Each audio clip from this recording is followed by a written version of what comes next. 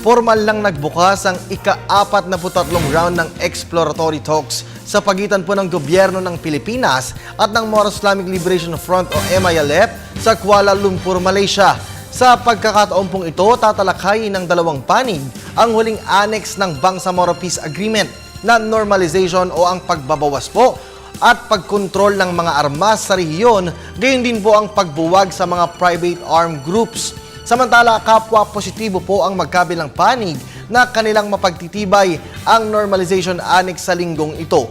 Bukod po sa GPH at MILF Peace Panels, sa unang pagkakataon ay nakadalo ang iba't ibang stakeholders kung saan mabibigyan sila ng boses sa prosesong pangkapayapaan.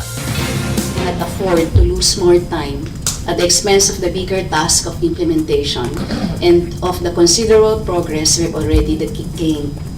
The time to conclude the formal exploratory talks is now. But truth is that, like me, who has been part of the peace journey since the beginning, will exactly wish and long for the day of reckoning to come soon. I ask everyone not to stay on the way of these dreamers.